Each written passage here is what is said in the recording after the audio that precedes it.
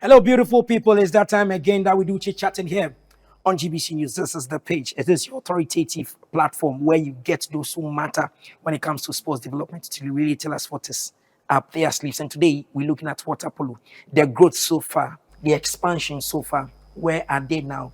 Where is the national team really standing now? The junior team, are they really traveling? Are they really leaving the country? Is the Olympic dream really on for Ghana water polo? I have a pro water polo player in the house who is also the founder of Ghana water polo. Prince Asante Sefa-Boakye is in the house. Big man, How we doing? what's up? Bless. Doing well. Hey, it's been a while. We out here. It's been a while. Yeah, maybe a month, 2 months. Yeah. Yeah, but it's never too long. It's always good to be back. Well, let's just kick the ball rolling. Sure. What really is happening to the junior team? You came here the last time and announced that a team is being formed for the first time. We're going to have a Ghanaian water polo team tour Europe, tour the whole world before the Olympics. Correct. Now, walk us through where have you gone with preparations and everything? It's been a lot of preparations. So we've had this invitation to go play in this almost a youth Olympic tournament in Venice, Italy. It's called HaBaWaBa. And we were invited in January. So since January with our league, training the boys, getting them their experience, to now getting the boys ready to travel, having to work to get their birth certificates, to get their passports, so we can go to the Italian embassy and get a visa, and then working to get a sponsorship for the flight. We were able to get Ethiopian Airlines to really help us out in a major way. So we're going to be planning to fly out this Thursday on Ethiopian Airlines. And as far as the boys training, they've been consistent. We still use the poolside at Burma Camp. We've been using Spintex. We'll even be there this week. And all the boys are ready to go. And of course, the Olympic journey is one of 1,000 steps, but we are taking it one step at a time. And this tournament going to Venice this week is the exact perfect foundation that we will need to get these boys ready to see what it feels like to be at a very high level of playing this game. Santi, looking back, was it 2016, 2015, 2016? Hey, it was 2018. 2018. Yeah, that was the first time. When you decided that, let me give this thing a try. Sure. Proud to that. You always tell yourself that I don't want a situation where I'll be the only black boy among white boys. Exactly and right. always in the pool. So you decided to change the narrative. Exactly right. If you look at these boys that you've picked for a first time watching us, really, it's not really conversant with this. Which boys are we going with in terms of the age? The tournament is a youth one. So is it for under 20s? Is it for 21s? Is it for 12s, 15s? Tell us, give us a little bit about the history of the team you've assembled so far. So with this team that's specifically going to this tournament, the HaBaWaBa tournament in Venice, Italy, it has different age disciplines. Okay. But for this one, the best one that I chose was the discipline of 12 years and below. 12 and below. Correct. So the majority of the boys are 10 years old. Some are 11. I think the majority, I think maybe we have one that might be 12. Okay. But it's all at least 12 years and below. And that's the perfect age range for them because now they've got the passion. Now they've got the commitment to be able to take that with them as they grow older. So this is just the first opportunity, and especially for the young boys, for them to be starting at this high-level tournament, to be playing, now they'll grow with it. So when they turn 14 and go to the 14 under tournament, they'll have experience. When they turn 16, they'll go to the 16 under. When they turn 20, and so on and so forth. So with our whole water polo group, we've had about 100 kids, right? Age from at least the youngest 2 to 22 years old. So I'll cut you, but viewers on our screen, some of the training sessions for the boys. So how many boys will be making the trip? We have 10 boys. 10 boys making the trip. Yes. And for a first time, for water polo, how many players at a time? So in the field, you're going to have 6 players. Okay. And you have 1 goalkeeper. Okay. And so is it 7? Both offense and defense, correct. So it's 7 at a goal. Right. And you are sending only 10. Right. Why 10?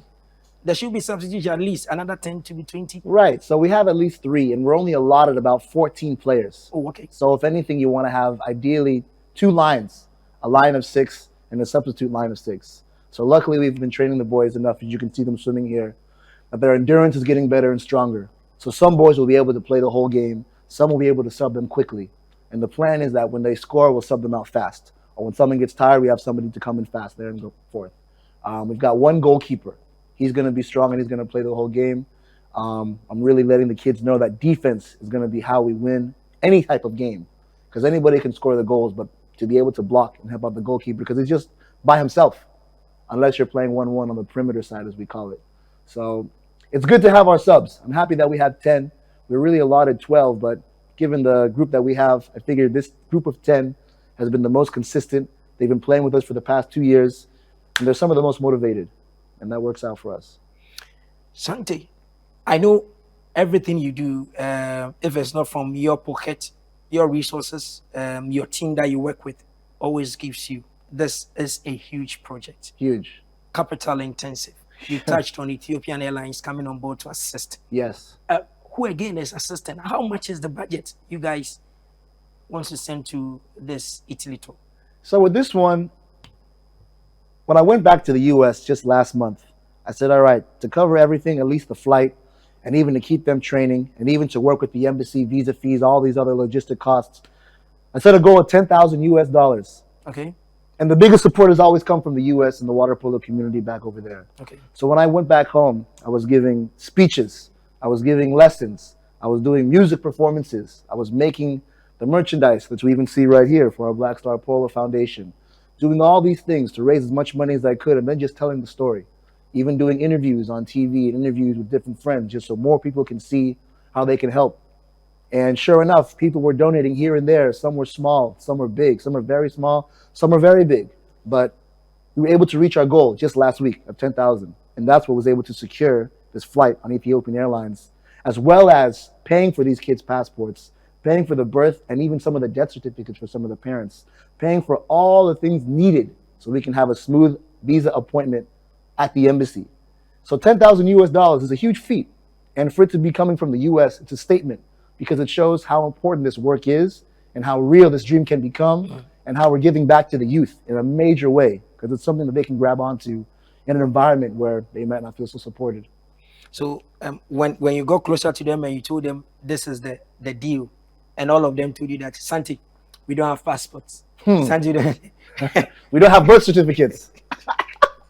We don't have anything, coach. What are we going to do? So it was a journey. And as you see, I'm just one man right here. And all of this is not possible with all of the people we have working, all of our staff, all of our volunteers, helping to speak different local language and also bureaucratic languages to make sure that everybody is aware that this is a movement that will make history and is making history, that we have to find a way to get the kids their birth certificates so we can get their passports, so we have a right opportunity to go to the embassy, which has been an uphill battle. And if it wasn't for the people that I have working with me, the coaches, the volunteers, the staff, people all right behind the scenes, it wouldn't have happened.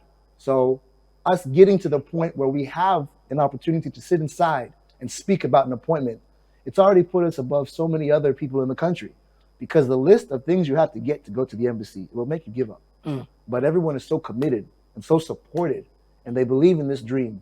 We're able to do so many impossible things.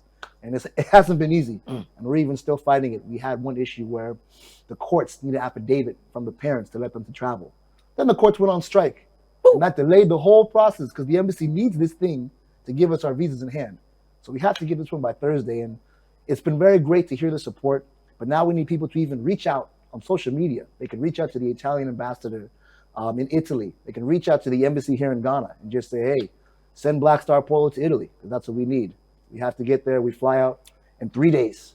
So right now, as we speak, Ghana is watching you, the Minister for Youth and Sports, the National Sports Authority. Yes. People in higher positions are watching and amazed. Okay, so 10 young boys from Ghana, correct, who haven't traveled before. Never. They are going to represent Ghana, correct, for the first time, and even Africa. Thank you. They are going to get a black team. Thank you. Young black boys. There you go. Coming to participate in water polo, something that has never happened before. Never before. And you are here on this particular day, and you are saying that you are left with one hurdle, right, to go. And what is that hurdle again? That hurdle, we have to get the courts to work to send the affidavit to the embassy, the Italian embassy here in Ghana, so that they can see, okay, the parents have given the affidavit, the consent to travel, so we can get our visa. The hurdle was the courts went on strike. So currently as we speak, if today, whoever is in charge of working on the affidavits, sure, is able to finish by the close of today. By the close of business day today, we need to have affidavits in hand to send them to the Italian embassy. So you get the affidavits, then you send them to the Italian embassy. Correct. If you get is there a guarantee, an assurance that whatever you need will be given, or that one too, we will need another process? Because I hear you've secured the tickets already. Correct. And you are supposed to fly Thursday afternoon at 12:20 p.m. And right now, as you speak, the gap here is the affidavits you guys need. Correct. To really prove beyond doubt. Correct. That the parents have agreed. Correct. That their 10-year-olds to 12 can join you and your team. Yes. To Italy. Correct. To do this. Yes. That's the story now. That's the story right now. As we speak, we even have one of our agents going to the court. The affidavits is a guarantee. We'll be able to get those, but we still need an emergency review at the embassy. And that is what's going to get us this visa in hand. So the Italian embassy. Correct. I know the Italian embassy understands what sports is, because most of Ghanaian footballers, like they are trained in Italy, and the embassy, they are good. They're very good. And I think this is a big thing, and I hope they can realize this, that truthfully, the sport is a very small part of this whole journey. Yeah. Because now we have this cross-cultural exchange that is happening. And the support even from the tournament in Italy. They are saying, whatever you need, we will sponsor you. We'll take care of your accommodation. We'll give you some backpacks. We'll give you everything you need as long as you can get here. So now we're planting this positive seed of a country in Europe supporting these young kids in Africa. These young kids getting an opportunity they've never had before. So it's so very important that this story goes out. And even when I told the boss at Ethiopian Airlines, she was very moved. She said, don't worry, we're going to help you out. We'll upgrade your seats. So we need that same conversation and communication to happen with the embassy in Italy today. That, hey, look, we have this opportunity. The hurdle is out of our control. We can't control what's happening at the court system or what happened in the past.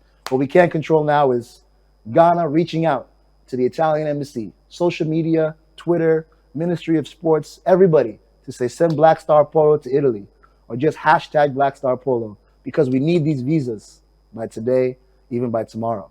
Everything is set, and now we need the support from Ghana. Okay, as you speak now, the Ministry of Youth and Sports officials that are watching, I want you to give them assurance. Yes, you will get it. Of course. But the team, are they going to just be there, or they are going to really make an impact? That everybody will ask, why have you guys been long in the backyard and we've not seen the exploit before? We have never seen any black guy. You were the black guy among them in the water always, so it becomes red, white, and black always. Now you're going to get a full black team. A team to represent Africa, you know. And they haven't traveled before. It's their first time. Never. And they're going to so give them assurance that indeed they will just not go there as Ghanaians. Correct. They will go there and make a statement. Thank you. And open the door for Africa. Thank you very much. To bring more teams. And it's important because this is the first sub-Saharan African country to go to this tournament in Italy. And as I mentioned from the very beginning, this is not a project where we just want to reap in all the accolades of, wow, you are the first all-black team. It's nice, but we're also here to compete. We also want to make the statement that, hey, yes, thank you for the congratulations. We are the first team, first sub-Saharan African country to make this. But also, we don't want the sympathy. We want to be able to play. And the bar is going to be set very high because this tournament has kids that have been playing for years, clubs that have been around for years. And our humble Awutu Winton Water Polo Club has been around for 2 years now. Black Star Polo has just started. So if anything, it's going to be the biggest learning advantage for them. The first game might be rough, but once they finally get the rhythm, the way the boys score their goals at training and the way they get excited and the way they have their endurance now, I'm sure we'll definitely have some positive results. Absolutely. And the results can be much more. We can look forward to those positive results with the support of the Ministry of Youth and Sports and with the support of these sports federations in Ghana to let these kids know, hey, whatever you need, water, snacks, morale, we've got you. Well, Minister for Youth and Sports, we salute you this day, Mr. Mustafa Yusuf. I know you're watching us, and so you by all means call Santi and his team members, and I think they will even pass through your office before they even leave for that blessing you've been giving all the teams. You just bless them. And I know Professor Chumesi, Director General of the National Sports Authority, will do the same. And maybe if you don't even take care, even the Vice President's office might even call you guys and give you thumbs up and say, that'll be fine. That'll be fine. So I know something positive. This platform is one of the biggest platforms you always get, because all those who matter always watch NT. Okay, what is the latest? Fantastic. What really is happening? So day one you came, people were asking, where did you get this guy from? I said, this guy is from Otunfo slide, Otunfo back. No. The good news Yeah. too. You from Ashanti. Thank you very Yes, much. But just that you decided to be a Jamaican lookalike. But Hey, Rasta man, you know. a Rastafarian from Ashanti region. Not from Jamaica. So Hey. Otunfo is even watching. Everybody's watching. All the big people are watching, and they just sitting and just watching you guys do it. And I'm telling you that support coming in will be bigger. Absolutely. And I'm sure. I'll use my cameras to follow you even at the airport on Thursday. Fantastic. To tell Ghanaians that indeed you got it or you didn't get it. I'll Fantastic. stand there. Whether you come or not, I'll just let the whole world know that indeed everything was done humanly possible. Of course. Probably something really. Of but course. I don't think that will be the statement. But rather we say the team just flew out of the country. And that's what we'll do. I said, regardless of whether it happens, we're still going to train this week. We're still going to keep moving forward as if everything is going to work, because the prayers have been in there. The support continues to come in, you know, from different sports federations, even the Ghana Swimming Association. A big thank you to them, because they've said, hey, we're praying for you guys that everything goes well. So that's it. No matter what, we'll keep playing until the last minute, until 12:19 or 11:59 a.m. Thursday morning.